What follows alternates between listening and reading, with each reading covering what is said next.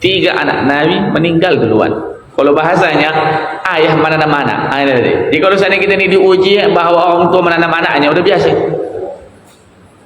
Ini juga terjadi pada Nabi Muhammad sallallahu alaihi wasallam. Jadi ini, tak ada manusia ini tak dapat ujian. Sekarang ni mana yang membackup ujian ini supaya netral dalam keimanan? Ketakwaan kepada Allah. Semakin dekat dia dengan Allah, semakin dia sadar dunia ini hampa, dia semakin berpikir kehidupan dunia ini hanya sementara, akhirat itulah selamanya, mempersiapkan bekal ke sana. Itu adalah meningkatkan ketakwaan kepada Allah Subhanahu wa taala, kiat hidup penuh berkah. Yang kedua adalah bersyukur dan memuji Allah. Ini manusia ini kadang giliran mendapat kadang keuntungan, rezeki, oh alhamdulillah. Tapi kalau seandainya nanti mendapat ujian, berkeluh kesah.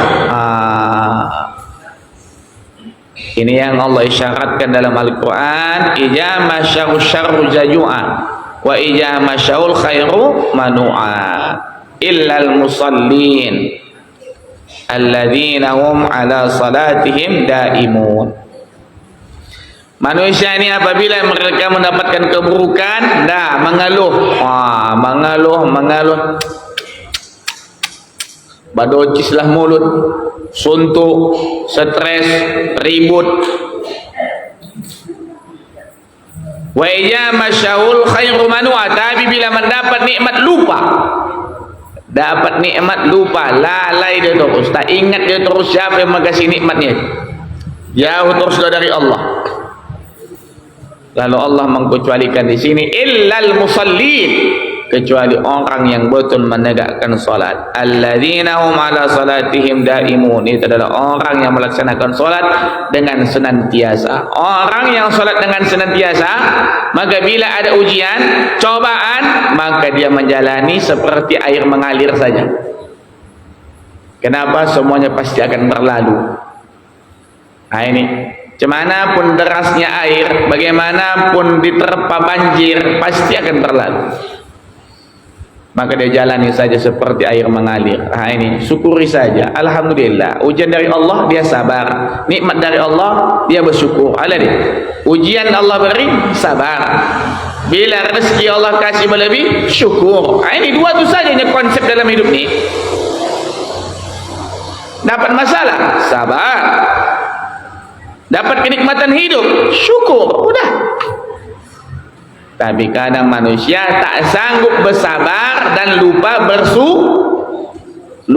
bersyukur. Ini yang banyak. Maka ini yang kedua kata para ulama, yaitu adalah perbanyak syukur, memuji Allah. Dapat ujian kita sabar. Adapun selanjutnya yang ketiga, kiat hidup penuh berkah kata para ulama adalah menjauhkan diri dari makanan yang haram, hanya makan dari hasil yang halal. Karena dengan makan yang halal, hati akan tenang, hati akan damai, tak ada beban pikiran. Makan yang haram itu menjadi beban dalam pikiran. Jangankan haram, subhat saja pun gelisah awak makan. Subhat saja pun gelisah awak makan. Jadi saya tadi ditanya oleh jamaah, minta izin mohon maaf. Ada seorang janda, istrinya istrinya pula. Ada seorang janda, suaminya diputuskan 18 tahun masuk penjara. Udah tak dinafkahi selama 4 tahun. Apakah mereka nikah negara? Iya, bersurat. Jadi istrinya mau nikah lagi, lalu diuruslah surat cerai, memberikan pernyataan suami sedang dipenjara, dikenakan hukuman 18 tahun, selama 4 tahun tidak diberi nafkah. Selama 4 tahun tak diberi nafkah. Sebenarnya itu kan sudah ada pada syirat taklid. Bila si istri melapor kepada kantor pengadilan dengan alasan tertentu dan sebagainya, bila mereka memutuskan jatuh talak, maka jatuh talak. Tapi kebanyakan penyakit orang kita nih, Ditahan-tahankan lama-lama bertahun-tahun, malas mengurusnya ni, di situ anak kahwin baru diurus. Ini penyakit ini. Sejak kapanlah jatuh hukum iddahnya? Masa iddahnya sejak kapan? Maka dalam undang-undang kita adalah dia jatuh hukum masa iddahnya menunggu setelah keluar putusan surat cerai. Habis masa iddah setelah keluar surat cerai, barulah boleh menikah. Andai kata baru lagi keluar surat cerai langsung menikah, tidak boleh. Jadi masa iddahnya kapan dihitung? Ketika putusan negara pengadilan mengeluarkan surat cerai, maka tunggulah masa iddahnya selesai. Habis masa iddahnya selesai, talak satu kah talak dua, baru menikah dia lagi, barulah boleh. Saya tanya, ini nikah negara yang dia kedua ni atau nikah siri? Inilah tak tahu kami ni ustaz. Kalau dalam nikah negara itu kuah, pasti minta surat cerai dia, takkan dikasih itu, menantikan habis masa iddah dulu, baru dia nanti nikah. Lalu dia tanya lah saya, macam mana lain ustaz? Aku minta tolong dia ustaz mengkawin dia, ustaz merame-ramekan nikah dia ustaz. Bagaimana dia itu? Saya jawablah sekurang-kurangnya subhat. Sekurang-kurangnya kita datang ke pestanya itu subhat, sekurang-kurangnya. Nah ini ada subhat di situ. Walaupun 4 tahun sudah tak dinafkahi, tapi dia rela di situ. Kalau tak rela buat laporan, kan itu sirat taklif. Apabila istri saya begini melaporkan dengan tidak dibayar nafkah sekian lama, maka kan itu kan. Ini selama 4 tahun itu ngapain? Maunya cepat lah dilaporkan, keluar langsung surat cerai. Ini di situ nak kahwin baru diurus. Sekurang-kurangnya subhat. Kalau mengambil jalan mutawasid, tapi kalau mengambil jalan mutasyaddid haram. Bahkan nikahnya pun haram. Kalau mengambil jalan mutasyaddid, mengambil jalan hukum keras, karena dia masih masa iddah di situ. Habis dulu masa iddahnya selesai, keluar surat cerai, menunggu masa iddah, habis masa iddah baru boleh kahwin lagi. Ini adalah kasih tahu bagi yang tak paham. Ini adalah tadi. Apa hukumnya kita makan ustaz?